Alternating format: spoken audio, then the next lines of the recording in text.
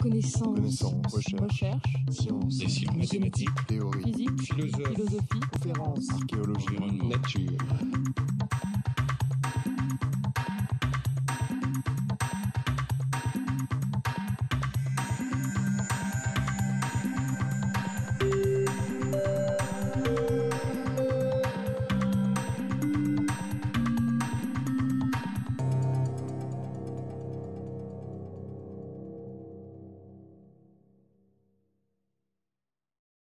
Je vous remercie donc de me donner la possibilité de présenter les questions posées par cette prospective. Comme vous allez le voir, je vous apporte moins des résultats ou des états de notre connaissance que des interrogations. La question à laquelle je veux bien essayer de répondre ou d'apporter des éléments, c'est celle qui a été donnée comme titre de cette intervention. Comment la production agricole pourra-t-elle couvrir les besoins de toutes les populations en 2050 à l'échelle mondiale et par grandes régions? Mais comme vous l'avez vu ce matin, il y a énormément d'incertitudes derrière tout ce questionnement. Et donc j'apporterai j'essaierai avant tout de formuler d'autres questions et de les préciser, plutôt que d'apporter des éléments de réponse complètement certains, même si je m'y efforcerai. Un petit élément de précision aussi sur ce titre. Derrière la question du comment, il y a en fait deux types de questions. La première, c'est quels besoins et quel type de couverture des besoins pourrait apporter la production agricole. Le deuxième type d'interrogation, c'est celle qui va, à mon avis, le plus nous occuper, c'est à quelles conditions la production agricole pourrait réussir, avec un conditionnel à ce moment-là, pourrait-elle réussir à couvrir les besoins de toutes les populations en 2050, et avec quelles conséquences et selon quelle trajectoire. Et donc c'est un peu autour de ces questions de trajectoire que je veux essayer d'amener cet exposé. Un point important, c'est qu'en fait, récemment, avant que ne soit lancé à l'échelle internationale un exercice qui porte le nom un peu compliqué d'IASTD, c'est-à-dire International Assessment on Agricultural Science and Technology for Development, un exercice qui essaye de faire le GIEC qui voulait faire un panorama comme le GIEC de l'agriculture ou le Millennium Ecosystem Assessment de l'agriculture. Cet exercice qui a été lancé au début des années 2000 avait donc bien fait un diagnostic d'un besoin de prospective agricole qui porte des questions qui nous ont poussé à faire cette prospective Agrimonde, et je préfère les lister pour que vous voyez un peu comment ça interagit avec les questions de ce colloque. L'IASTD, le diagnostic qui était fait pour porter ce besoin de prospective agricole, c'était de dire qu'on se situe aujourd'hui après la Révolution verte. Je ne vais pas ici préciser en détail comment il faut comprendre le mot révolution verte, mais c'est ce qui a permis d'augmenter largement la production agricole dans des régions du monde, comme notamment l'Asie du Sud, en Inde en particulier, mais aussi dans d'autres régions pendant les années 60 jusqu'aux années 2000. Et on se situe après cette période parce que des indices semblaient montrer une certaine stagnation des rendements, en tout cas pour certains pays et certaines productions. On commence aussi à voir les conséquences environnementales du modèle de production agricole porté par la Révolution verte. La rareté de l'eau qui se fait de plus en plus pressante pose aussi des questions au modèle porté par la Révolution verte. Et on se demande aussi comment il va pouvoir ce modèle pourrait réagir ou s'adapter au changement climatique. Et donc il y a tout un tas de questions de changement de modèle après la Révolution verte. J'oubliais d'ajouter aussi le problème sur les énergies fossiles. Vu la dépendance de ce modèle de révolution verte aux intrants produits par les énergies à base d'énergie fossile, à la mécanisation aussi qui nécessite des énergies fossiles. Et donc voilà un ensemble d'indices qui fait que le monde agricole se pose des questions, d'autant plus fort que, et là on rejoint les questions du colloque, la croissance démographique reste importante. On a bien vu que la question était au moins jusqu'à 2050, et donc posons-nous la question: comment arriver à tenir jusqu'à 2050 et à trouver un équilibre stable en 2050 ? Accentué du fait aussi de la modification des régimes alimentaires, comme le soulignait le professeur Cohen tout à l'heure. Modification des régimes alimentaires qui a la double caractéristique d'une augmentation observée de l'apport calorique total et d'une augmentation de la part des produits carnés. Quelques éléments tels qu'ils étaient présentés par les concepteurs de cet exercice international d'expertise, qui montrent, à partir de quelques régions et de quelques productions de céréales, une certaine stagnation des rendements observés. Alors, ce n'est pas sur l'ensemble des productions et ce n'est pas sur l'ensemble des régions du monde, mais ces indices étaient préoccupants pour le monde agricole quand ils ont lancé cet exercice. Deuxième point important que je trouve important de souligner d'un point de vue visuel, c'est qu'il ne s'agit pas seulement de regarder la croissance des rendements moyens, mais aussi de voir que pour les exploitants agricoles les plus pauvres, la croissance des rendements il y a eu une croissance des rendements très faible. Et donc, quand on parle de croissance des rendements, c'est souvent les agriculteurs à plus haut revenu qui ont pu en bénéficier. Ce qui me semble important de souligner derrière ce deuxième graphique, c'est que la question de la sécurité alimentaire qui est un peu posée par ce besoin de prospective agricole, il y a en fait une question à plusieurs détentes, à plusieurs échelles. D'une part, une question globale, est-ce que la planète, dans son ensemble, pourra produire assez pour nourrir toute l'humanité ? Mais on voit bien que ça ne suffirait pas parce que la deuxième échelle à laquelle il faut se poser la question, c'est aussi est-ce que la production agricole permettra d'assurer un développement et des revenus suffisants pour que les populations pauvres rurales, mais aussi les populations urbaines pauvres, puissent bénéficier d'un développement économique enclenché, notamment par la production agricole, et ainsi s'approvisionner sur les marchés alimentaires. Ce qui est derrière ces deux échelles, c'est de dire qu'il ne suffira pas de produire davantage en Amérique du Nord et en Europe pour diminuer les problèmes de sécurité alimentaire en Afrique subsaharienne, et qu'il faut bien penser à ces deux échelles. Certes, si on n'a de toute façon pas assez à l'échelle mondiale pour nourrir toute l'humanité, il y a un vrai problème, mais même si on produit assez à l'échelle mondiale, ça pose encore problème. Le professeur Cohen nous en parlait tout à l'heure. On aurait aujourd'hui de quoi nourrir 10 millions d'habitants sur Terre. Alors évidemment, il s'agit d'un calcul à partir... Pardon, 10 milliards, excusez-moi. À partir de céréales, et donc sans prendre en compte la conversion des produits végétaux en produits animaux. Mais la question, c'est donc qu'aujourd'hui, on aurait assez pour nourrir la planète, et on voit bien qu'il y a des problèmes de sécurité alimentaire dès aujourd'hui.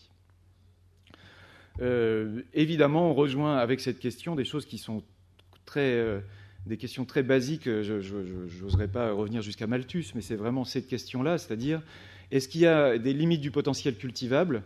Mais ce qui va de pair avec cette question des limites éventuelles du potentiel cultivable, c'est aussi quelles sont nos ressources pour intensifier, pour augmenter les rendements. Et donc la question qui se pose de manière un peu globale, c'était où sont les réserves d'accroissement de la production agricole ? Est-ce qu'on a des réserves de potentiel cultivable en termes d'hectares ? Et est-ce qu'on a des potentiels d'accroissement des rendements sur les hectares qui sont déjà cultivés ? Et on voit bien qu'en jouant sur un curseur ou un autre, on peut imaginer des stratégies diverses ou différenciées, en tout cas d'intensification, des trajectoires technologiques différenciées, et que donc derrière cette question du potentiel cultivable, il ne faut pas penser seulement en termes d'hectares, mais bien en termes de progrès technologique. C'est bien la question habituelle qui se pose en matière d'agriculture et de démographie. Ce qui est important aussi, c'est de voir que autour du potentiel cultivable et de la question de l'intensification, on a aussi, on ne peut pas les penser aujourd'hui sans imaginer des trajectoires qui soient réellement interrogées en termes de développement durable, à la fois pour leur impact social positif ou négatif et leur impact environnemental positif ou négatif également. Mais donc il s'agit bien d'imaginer des trajectoires technologiques qui soient à la fois socialement et environnementalement positives. Dans ce contexte général, l'exercice Agrimonde, c'est rien d'autre qu'un exercice de prospective. Donc vous verrez qu'on produit des scénarios qui sont éminemment discutables et dont le but est effectivement d'arriver à discuter, mais qui posent quelques ordres de grandeur qui permettent éventuellement de clarifier notre discussion, et dont l'objet est de s'intéresser aux agricultures, mais aussi aux alimentations du monde. Et donc de s'intéresser à la fois aux deux objets, c'est quelque chose qui est peut-être pas encore qui n'était pas encore beaucoup pratiqué précédemment. Ce que je vais vous présenter, c'est l'exploration et un début de mise en discussion de deux scénarios qui illustrent des trajectoires différenciées des systèmes agricoles et alimentaires. Et l'exercice qu'on a fait avec l'INRA et le CIRAD, c'était d'essayer de construire, ce faisant, une plateforme d'animation prospective qui pourrait être réutilisée. Si vous avez un nouveau scénario à nous suggérer, on serait, à mon avis, heureux d'essayer de faire tourner cette plateforme d'animation prospective pour réfléchir si les ordres de grandeur conviennent, si ça pose de nouvelles questions. Et je tiens absolument à dire que ce n'est pas un travail que je peux m'attribuer, parce que c'était la production collective d'un groupe de travail d'une quinzaine de chercheurs et d'une équipe projet. La synthèse de ces travaux est disponible sur le site internet que je mentionne ici et qui pourra vous être communiqué, à mon avis, à la fin du colloque. La plateforme Agrimonde, en quelques mots, je ne veux pas rentrer dans des détails méthodologiques trop précis, mais c'est bien une articulation entre démarches qualitatives et quantitatives, avec une originalité, c'est qu'on fait des hypothèses quantifiées d'ordre de grandeur comme point d'entrée d'analyse qualitative plus approfondie. Et je vais essayer de dérouler cette démarche avec vous à partir du choix qui nous ont guidés vers 2 scénarios qui nous semblaient intéressants d'étudier. La formulation de certaines hypothèses quantitatives qui aboutit avec un module quantitatif Agribium à pouvoir calculer un bilan à l'échelle mondiale et à l'échelle des grandes régions pour voir si les ordres de grandeur conviennent. Et ensuite, une réflexion qualitative un peu, qui pousse la réflexion un peu plus loin sur des tests de cohérence, la possibilité que les trajectoires qu'on imagine soient plausibles pour aboutir à des scénarios complets. Un petit mot aussi, je ne vais pas aller très loin là-dessus, mais il y a derrière notre réflexion un module quantitatif Agribium qui a été développé par Bruno Dorin et Tristan Lecoty du CIRAD à Montpellier, qui joue 2 fonctions principales, de fournir des données rétrospectives à partir des données statistiques de la FAO, mais remises sous un format encore inédit aujourd'hui et qui nous aidait à lire des choses très agrégées à l'échelle des grandes régions et qui avaient un sens important pour nous pour pouvoir se projeter dans l'avenir. Et ça nous permet aussi de faire des bilans entre ressources et emplois. Ce qui est assez novateur dans cet exercice, c'est que toutes les productions agricoles et alimentaires sont transcrites en kilocalories, ce qui est à la fois très limité, évidemment, parce que vous vous rendez bien compte qu'un régime alimentaire ne peut pas être évalué uniquement en calories.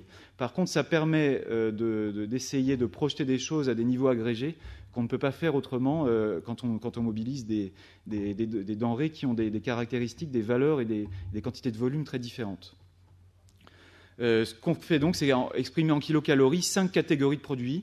Les productions végétales, tout agrégées, les productions animales de ruminants, c'est-à-dire à la fois le lait et la viande de bœuf, plus d'autres productions à caractéristiques de ruminants, mais il y a donc à la fois le lait et la viande rouge. D'autre part, les monogastriques, c'est-à-dire les viandes de volaille notamment, mais aussi les cochons et les œufs, pour vous dire qu'il y a donc à la fois de la viande et d'autres produits. Et cette distinction était un peu importante pour nous parce que le taux de conversion d'une calorie végétale en une calorie animale est différent selon en gros, alors il est différent pour plein de facteurs, mais notamment entre ces 2 types de production. Et on a considéré aussi les productions aquatiques, d'eau douce et d'eau marine. Concrètement, à partir de ces éléments un peu méthodologiques de base qui devaient nous aider à avoir une assise un peu quantifiée, vous l'avez vu, en grands ordres de grandeur de kilocalories produites ou consommées par grande région, on s'est dit qu'il serait intéressant d'explorer deux scénarios, en tout cas pour commencer, et qu'il était intéressant de s'appuyer sur des choses déjà existantes. D'un côté, vous avez un exercice qui vous est peut-être connu, qui est le Millennium Ecosystem Assessment, publié en 2005, qui propose 4 scénarios pas très différents des 4 familles de scénarios utilisés dans le cadre du changement climatique, mais qui traitent plutôt les questions d'écosystèmes, dont un nous a semblé particulièrement intéressant parce qu'il ressemblait pas mal à un scénario que beaucoup de gens dans le milieu de la recherche agronomique internationale pensent comme étant un scénario plutôt tendanciel. Et d'autre part, il nous a semblé utile d'essayer de poursuivre des chiffrages à partir de l'ouvrage publié par Michel Griffon, ouvrage qui s'intitule « Nourrir la planète », publié en 2006, dans lequel il propose un modèle de révolution doublement verte pour renouveler l'approche des modèles agricoles suite après le modèle de la révolution verte.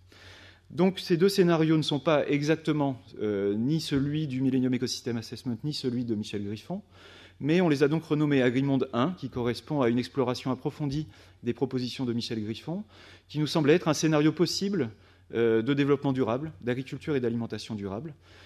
Un parmi d'autres, parce qu'il s'agissait de choisir, notamment de réfléchir à la fois à une transformation de l'alimentation, avec une réduction de la sous-alimentation, mais aussi une réflexion sur les excès d'apport nutritionnel.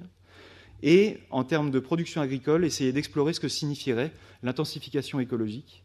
Je m'excuse de ne pas vouloir le définir ici parce que ça pourrait être très long, mais donc ce qu'il y a derrière intensification écologique, c'est l'idée d'une augmentation des rendements en agriculture qui serait appuyée sur une meilleure compréhension ou une meilleure mise en valeur des services rendus par les écosystèmes plutôt que par une poursuite de l'artificialisation de ces systèmes. Cette intensification écologique devrait essayer à la fois de faire face à la croissance de la demande, d'être autant qu'a pu l'être la révolution verte, voire mieux, un pilier du développement dans les espaces ruraux, et aussi, on pourrait faire le pari que ça permet un meilleur respect de l'environnement. En face de ce scénario Agrimonde 1, il y aurait un scénario Agrimonde Global Orchestration, qui est le plus performant des scénarios du Millennium Ecosystem Assessment en matière de réduction de la pauvreté, et qui s'appuie notamment sur un pari sur des promesses du progrès technique très rapide et la libéralisation des échanges pour lancer la croissance économique et permettre de résoudre les problèmes, et notamment permettre de résoudre, quand ils surviendront, des problèmes environnementaux, seulement de manière réactive, seulement de manière curative.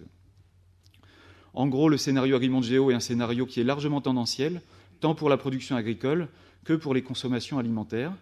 Le scénario Agrimonde 1 est construit plutôt sur un mode que les anglo-saxons appellent backcasting, c'est-à-dire qu'on essaye d'imaginer un avenir qu'on espère être durable, on essaye de voir s'il est cohérent et durable, et on essaye de voir aussi dans quelle mesure on peut l'atteindre. Et donc, c'est deux démarches un petit peu différentes.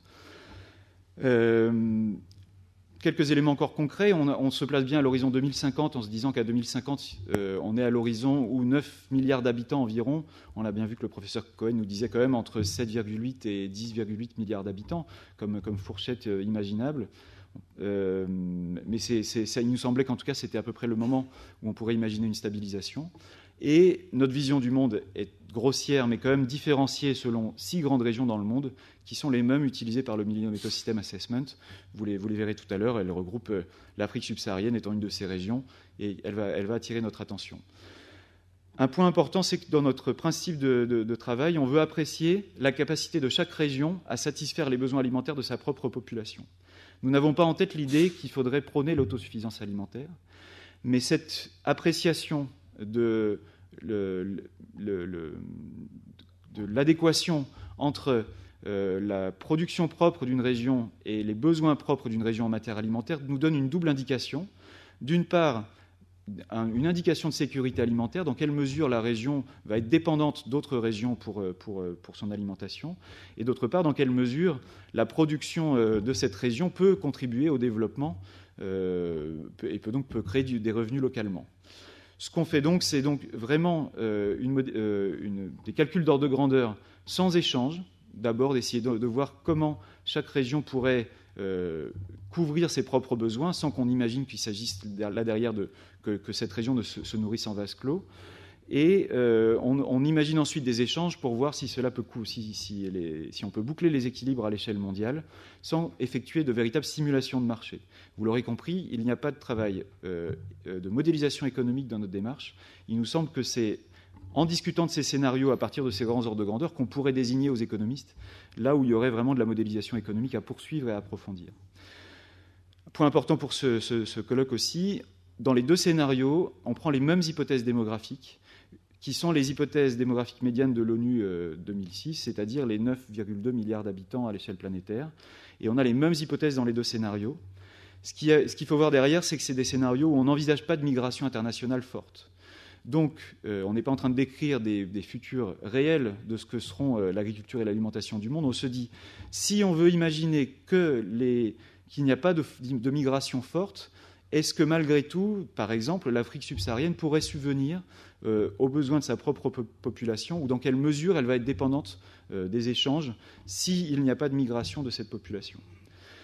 Pour faire ça, il a donc fallu qu'on adapte pas mal le scénario Global Orchestration mondiale du Millennium Ecosystem Assessment pour en faire un autre scénario qu'on appelait Agrimonde-Géo, parce qu'il a fallu extrapoler, changer les hypothèses démographiques. La manière dont on a quantifié ça, c'est donc dans chaque région d'essayer de faire des hypothèses sur les surfaces et les rendements moyens en gigakilocalories par hectare et par jour. Donc vous voyez, le type de rendement pour un agronome, ça ne parle pas, mais c'est quand même des choses qui sont assez intéressantes à manipuler pour ces grands ordres de grandeur mondiaux, ce qui va nous donner des ressources régionales de calories végétales. Et en fonction d'un certain nombre d'hypothèses, on les a traduites en calories animales en fonction de certaines caractéristiques de la production animale de chaque région. Nous n'avons donc pas utilisé des coefficients un peu moyens qui diraient que pour produire une calorie animale, il faudrait 7 ou 3 ou 10 kilocalories végétales. On a fait un travail qui adaptait ce type de coefficient de conversion à chaque région parce que les conditions de la production animale sont différenciées selon les régions. En face, on a donc des hypothèses sur les populations et les consommations. Alors ça s'appelle disponibilité alimentaire parce qu'il ne s'agit pas des consommations, de l'ingestion d'aliments par les habitants, mais de ce qui est mis à disposition chez l'usager, à la fois pour les calories végétales et animales. Pour ce qui est des calories d'origine aquatique, il nous a semblé que les ordres de grandeur aux échelles dans lesquelles on était et les ordres de grandeur de la production et de la consommation actuelle et les limitations qui étaient posées à la pêche et au développement de l'aquaculture dans un certain nombre de régions n'en faisaient pas, en tout cas dans ces scénarios-là, le levier majeur de transformation des systèmes d'alimentation et des systèmes de production. Ça veut dire qu'on a quand même fait des hypothèses parfois fortes d'augmentation de la production aquacole, mais ça ne bouleverse pas les équilibres en kilocalories. Je pense que si on s'était intéressé davantage à l'apport protéique, ça aurait été bien plus important, mais en termes de calories et de couverture des apports caloriques, ça ne joue pas un rôle déterminant. Ça nous invite probablement à construire des scénarios qui cherchent davantage à voir les limites des productions d'origine aquatique.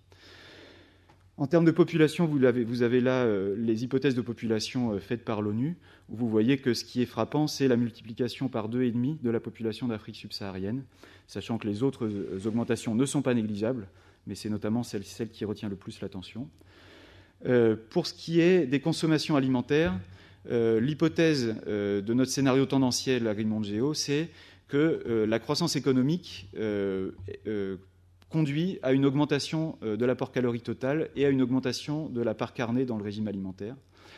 Et dans le scénario Agreement 1, on a fait une hypothèse très en rupture, qui est de dire que on va imaginer que toutes les régions convergent vers un apport calorique total de 3000 kcal par jour et par habitant. Je vous expliquerai tout à l'heure ce que ça signifie région par région. Ce qu'on a en tête, c'est qu'il y a 3000 kcal par jour et par habitant semble être une moyenne statistique macro admise par la FAO comme couvrant à peu près les besoins nutritionnels d'une population à l'échelle d'un pays. Et que quand on est largement au-dessus de cette moyenne-là, il est probable que cet écart provient d'un certain nombre de pertes qui serait intéressant de pouvoir diminuer. Et à l'inverse, ceux qui sont en dessous de ce seuil de 3000 kcal auraient intérêt à l'atteindre pour pouvoir atteindre cette couverture des besoins nutritionnels. Et il y avait derrière notre idée aussi, derrière cette hypothèse un peu en rupture, l'idée qu'il faut probablement penser aussi alimentation santé et une certaine représentation de ce que pourrait être l'équité. J'y reviendrai tout à l'heure. L'évolution des disponibilités alimentaires est donc telle que vous la voyez ici. Je n'ai pas le temps de regarder chacune des courbes, mais vous voyez que l'Afrique subsaharienne, qui est la courbe rose tout en bas, a vraiment beaucoup de chemin à parcourir pour atteindre les 3000 kcal par jour et par habitant. Et en tout cas, dans les deux scénarios que nous faisons, on rattrape ces 3000 kcal et donc on pourra comparer nos résultats sur l'Afrique subsaharienne d'un scénario à l'autre parce qu'on a les mêmes hypothèses de demande, à la fois en termes d'augmentation de la population et en termes de consommation unitaire par habitant. Vous voyez que ce qui est très frappant, c'est que entre les deux scénarios, le scénario Agreement Géo poursuit des augmentations de la consommation unitaire par habitant bien au-delà des 3000 pour la plupart des autres régions, alors que dans notre scénario Agreement 1, on suppose soit une stabilisation, soit carrément une réduction, ce que beaucoup de personnes trouvent absolument difficile à admettre, mais je vous propose de regarder ça comme une conjecture, une hypothèse qu'il est intéressant de considérer. Pour ce qui est des occupations des sols, dans le scénario Agreement Géo, on reprend des hypothèses qui sont celles du Millennium Ecosystem Assessment et qui sont plutôt ajustées sur la demande alimentaire, alors que c'est plutôt le facteur des rendements qui est celui qui permet d'augmenter la consommation alimentaire. Dans Agreement 1, on essaye de voir jusqu'où pousser la mise en valeur du potentiel cultivable, à la fois en tenant compte des dynamiques passées de la mise en culture, en tenant compte des autres projections et prospectives, et en tenant compte aussi des facteurs moteurs ou limitants dans la progression des terres cultivées, et aussi des raisons qu'on aurait de ne pas pousser jusqu'au bout ce curseur de mise en culture du potentiel cultivable. On tient compte aussi d'une certaine surface en agrocarburants, dont je vous dirai un mot tout à l'heure. Voilà en gros à l'échelle mondiale la répartition entre les cultures et les plantations, les pâtures et les forêts, et ce que ça donne en 2050 pour nos deux scénarios, avec un curseur poussé un peu plus loin pour Agreement 1 que pour Agreement Géo. Pour ce qui est des rendements, Agreement Géo s'appuie vraiment sur une des hypothèses fortes de progrès technique et de croissance des rendements. Concrètement, dans le Millennium Ecosystem Assessment, il y a là derrière un mécanisme d'incitation des prix en fonction de la rareté des biens agricoles.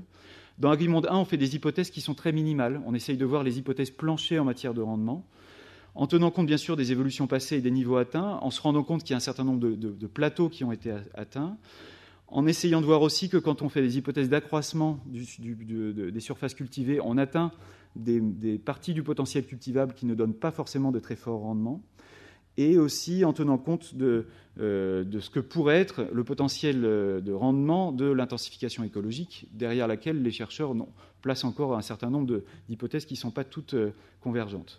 Voici les données rétrospectives des rendements, qui sont donc dans cette unité encore peu pratiquée dans ce genre d'exercice, mais qui sont des kilocalories par hectare et par jour.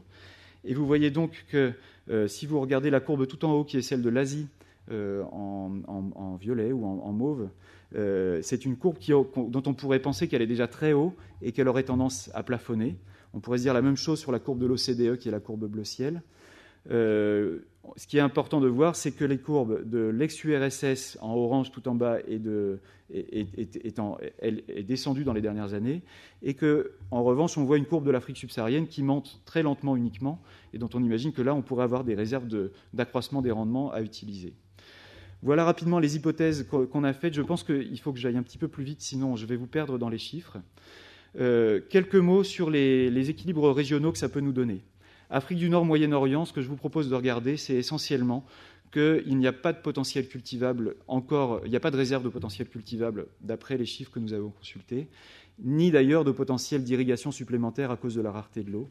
On est donc dans une région où l'augmentation de la production agricole est très difficile, et même le scénario AgriMonde-Géo fait des hypothèses d'accroissement de rendement qui sont importantes, mais qui sont d'ailleurs assez discutées. Ce que je veux vous dire ici sur cette région, c'est qu'en gros, le potentiel de croissement est limité, et on se retrouve dans une région où le bilan calorique est déficitaire et à peu près de même ampleur dans les deux scénarios. Donc on a là une région qui a un problème de dépendance alimentaire vers l'extérieur du monde. Afrique subsaharienne, on a là par contre un potentiel d'accroissement des surfaces cultivées bien plus important, mais en face de ça, une croissance de la population et un besoin de croissance des apports nutritionnels très élevé. Les deux scénarios font donc des hypothèses d'augmentation des surfaces, plus poussées dans AgriMonde 1 que dans AgriMonde-Géo, mais pas de manière finalement si notable que ça. Là où ces deux scénarios se différencient nettement, c'est qu'AgriMonde-Géo fait le pari qu'on va pouvoir augmenter de manière très considérable les rendements dans cette région. Quand on voit ce qui a été présenté sur le Sahel, on se dit qu'il y a vraiment des questions derrière ça. Et en même temps, quand on voit la faible hypothèse qu'on fait dans AgriMonde 1, on peut se dire qu'on pourrait être un petit peu plus ambitieux dans le rattrapage des rendements en Afrique subsaharienne. Vous voyez que là, il y a vraiment un espace de discussion très important ou un espace d'approfondissement très important.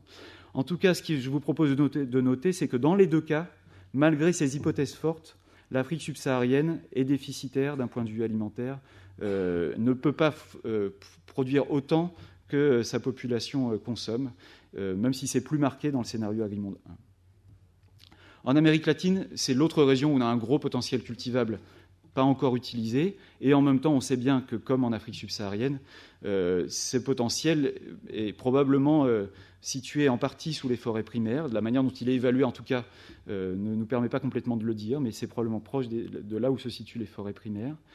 Et donc, il semble raisonnable de faire des hypothèses d'accroissement des potentiels des surfaces cultivées sans aller trop loin non plus. Et vous voyez aussi qu'ici, on peut faire des hypothèses un peu variées sur l'accroissement des rendements, sachant que l'Amérique latine est déjà parmi la région où ces rendements sont parmi les plus hauts à l'échelle mondiale. Dans les deux scénarios, le bilan calorique est excédentaire. Et donc, on est plutôt dans une région qui va pouvoir exporter vers d'autres pays. L'Asie est caractérisée par une croissance de la population qui reste importante, sans être aussi importante que ce qu'on peut constater ailleurs. Un rattrapage de la production, de la consommation alimentaire pour les besoins nutritionnels qui n'est pas énorme, mais qui reste quand même à accomplir. Et un potentiel cultivé qui est très limité, cultivable restant qui est très limité. On est donc dans une région où on fait des hypothèses très contrastées de rendement, avec des rendements qui augmentent beaucoup dans AgriMonde-Géo. Et là, vous voyez qu'on était pourtant dans une région qui est dans les rendements parmi les plus hauts de la planète déjà aujourd'hui. Donc, aussi une question sur cette hypothèse-là. Et au contraire, dans AgriMonde 1, une hypothèse de stabilité des rendements, qu'on peut aussi discuter, vu la capacité de ces pays à mobiliser de la technologie, des biotechnologies pour l'agriculture. Ici, dans les deux scénarios, malgré tout, le bilan calorique est déficitaire. Je m'excuse, ce n'est pas très lisible, c'est en bas du tableau. C'est évidemment beaucoup plus marqué dans AgriMonde 1, vu les hypothèses qu'on fait sur les rendements. Je passe rapidement sur l'ex-URSS, mais c'est quand même une région où on peut imaginer des surfaces cultivées en croissance Et on peut imaginer un rattrapage des rendements parce que c'est une région où les rendements ont diminué dans les dernières années. Et en tout cas, ça fait dans les deux scénarios un bilan calorique excédentaire et donc une région qui potentiellement, de manière variée selon les hypothèses, pourrait être exportatrice d'alimentation. Enfin, sur l'OCDE, alors elle s'appelle OCDE 90 parce que l'OCDE est une association de pays qui grandit, et donc là on est sur le cadre de référence des pays qui avaient adhéré à l'OCDE en 90.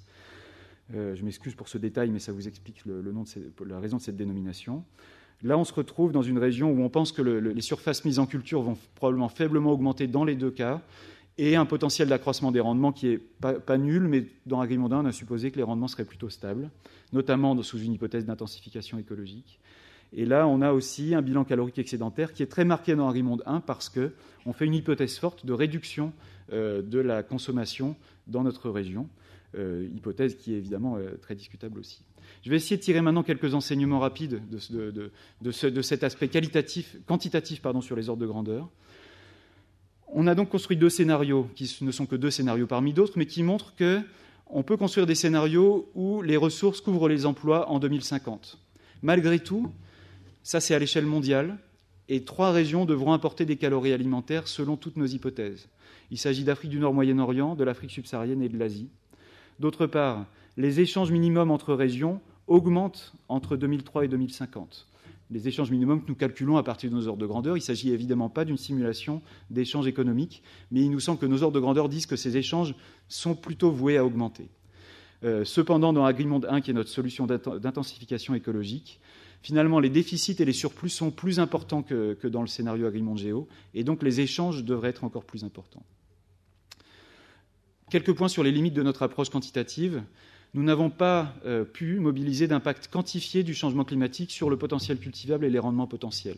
Et donc, à 2050, les impacts du changement climatique seront sensibles. Ils expliquent pourquoi, parfois, nos hypothèses de rendement dans Agrimond 1 sont très faibles, en essayant d'anticiper que dans pas mal des régions, le changement climatique pourrait avoir un impact important. Dans d'autres, positif, mais c'est finalement pas là où se pose le plus de questions. Nous n'avons pas d'analyse quantifiée non plus de la consommation d'eau et d'énergie par l'agriculture, et nous n'avons pas non plus d'analyse détaillée de la relation supposée entre production agricole et croissance économique. Encore moins, je rappelle ce que disait Stéphane Gemène ce matin, on n'a évidemment pas de modèle qui nous fasse le lien entre production agricole, croissance économique et migration, puisque nous avons des scénarios où il n'y a pas de migration. Et on sait bien, d'après ce que disait Stéphane Gemène, que c'est très controversé et qu'empiriquement, on ne voit pas de lien facile à tirer.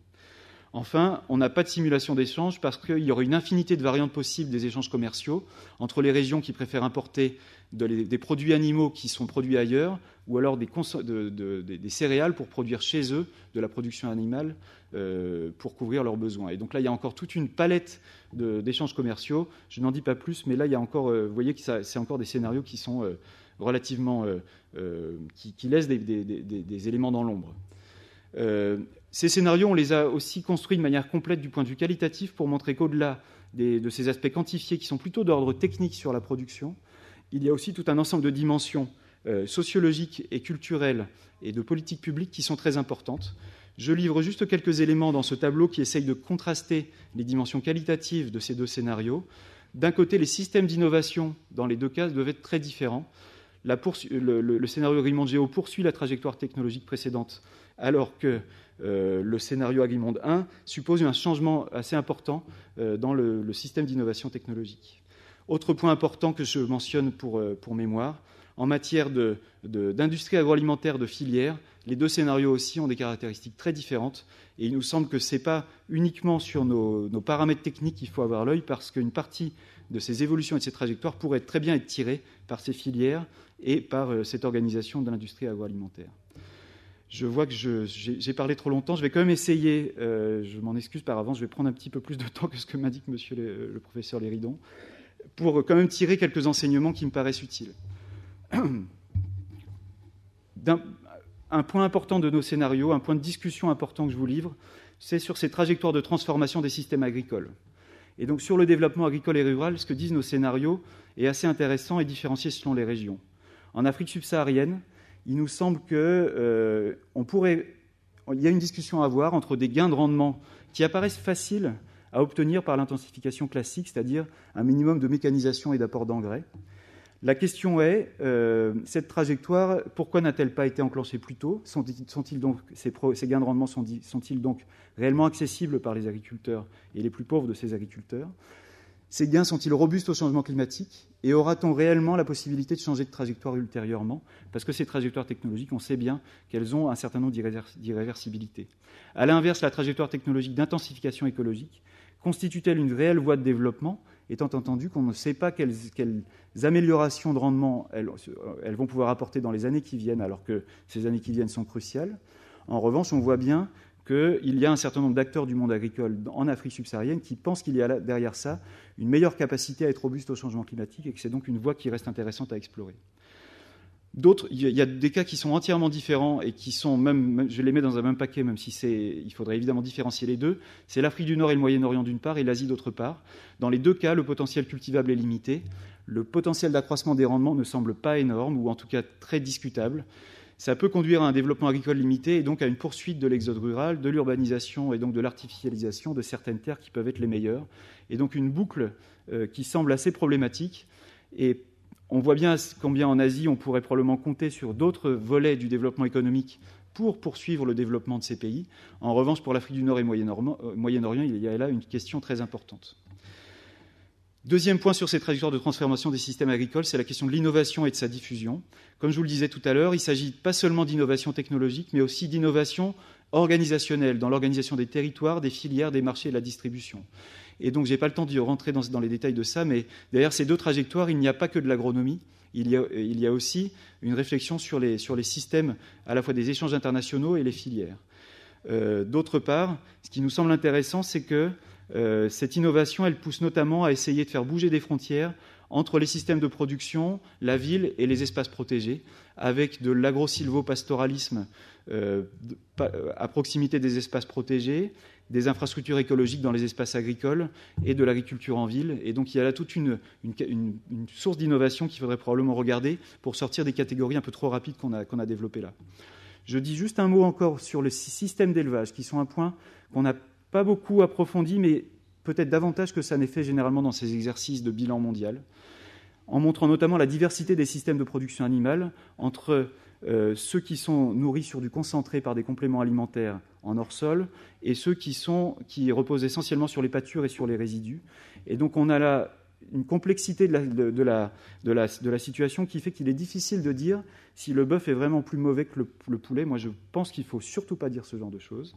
C'est en tout cas une des solutions une des affirmations qu'on a sorties de notre rapport, avec l'idée que, vu la quantité de la production végétale qui est aujourd'hui utilisée pour l'alimentation animale, la manière dont ces systèmes d'élevage vont se transformer demain vers plus d'artificialisation ou vers une utilisation plus intensive écologiquement des pâtures pourrait amener à des choses très différentes dans les bilans même que nous avons considérés. Enfin, sur la transformation des systèmes agricoles, un point aussi sur la durabilité sociale et sur les migrations. Nous ne sommes pas aveugles sur le fait qu'un certain nombre dans nos deux scénarios, on a des extensions des surfaces cultivées qui vont souvent de pair avec des problèmes fonciers majeurs et des inégalités sociales qui restent très importantes, qu'il s'agisse de l'Afrique subsaharienne ou de l'Amérique latine. Quelques mots ont été dits là-dessus ce matin sur l'achat des terres par des entreprises ou des gouvernements étrangers, mais on voit bien qu'il ne s'agit pas de considérer uniquement l'augmentation des hectares cultivés, il faut voir aussi quels sont les types de structures des exploitations agricoles qu'on peut mettre derrière. Enfin aussi, peut-être qu'il faut, dans ce cadre de transformation des systèmes agricoles, imaginer la contribution positive des migrations au développement de ces systèmes et à la fois à l'innovation par les échanges que peuvent supposer les migrations. Et ça me semblait un point important à souligner dans notre colloque. Je reviens rapidement sur la question du partage des terres cultivables. Est-ce que dans nos deux scénarios, on montre qu'il y a des arbitrages à faire entre les terres cultivées, les pâtures et les espaces protégés? En fait, on voit bien que dans les deux cas, on est en train d'imaginer une certaine conversion des terres à partir de ce qui est probablement la forêt primaire dans le bassin du Congo et en Amazonie. Et donc, on n'est pas dans un scénario de protection très forte. En Amazonie, on n'a pas forcément besoin, dans nos ordres de grandeur, de déforester énormément. Mais par contre, dans le bassin du Congo, c'est des choses qui nous semblent, dans les deux scénarios, risquées d'arriver. Il nous semble important de dire aussi que ce n'est pas en reposant uniquement sur le curseur de l'intensification et de l'augmentation des rendements qu'on pourra complètement stopper la conversion de nouvelles terres. Et enfin, il nous semble que le pari de l'intensification écologique, qui est de reposer sur une agriculture plus écologique, ou en tout cas qui produise aussi des services écosystémiques en plus de la biomasse, ça pose des questions. Est-ce qu'on va vraiment réussir avec ça à augmenter largement les rendements au-dessus de notre hypothèse plancher, notamment en Afrique subsaharienne? Et est-ce qu'on est sûr que ce type de système permet vraiment de protéger la biodiversité dans le cas, par exemple, du bassin du Congo? Je propose de ne pas évoquer les agrocarburants parce que vous pourrez me poser des questions sur ce sujet.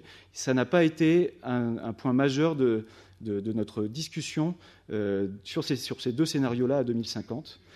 Mes deux derniers points sont les suivants. L'importance de deux leviers d'action, l'un sur les comportements alimentaires. Il nous semble qu'on ne peut pas dire que tous les régimes vont converger ou convergent déjà vers le modèle occidental d'alimentation. Et il est important de se poser la question de comment on pourrait infléchir cette tendance-là qui fait qu'avec le revenu, tout le monde commencerait à manger comme un Européen ou un Américain. On a des pistes et il nous semble utile d'essayer d'infléchir tout ça, notamment parce que dans nos chiffrages, les modes de consommation occidentaux comportent une forte partie de pertes après la mise à disposition aux consommateurs, et que cette partie-là, c'est peut-être quelque chose sur laquelle il faudrait jouer. Enfin, vous l'avez vu, dans nos scénarios, il y a beaucoup d'échanges, et donc, même quand on essaye de réfléchir à des scénarios où on essaye le plus d'imaginer de la couverture des besoins par les ressources propres de la région, il y a des échanges, il faut donc organiser des régulations, à la fois pour ces échanges interrégionaux et pour la préservation de l'environnement, pour éviter les distorsions de prix et pour révéler les coûts environnementaux. Je m'excuse encore d'avoir été long. J'espère que j'ai donné suffisamment d'éléments pour que vous puissiez discuter avec moi de ces deux scénarios.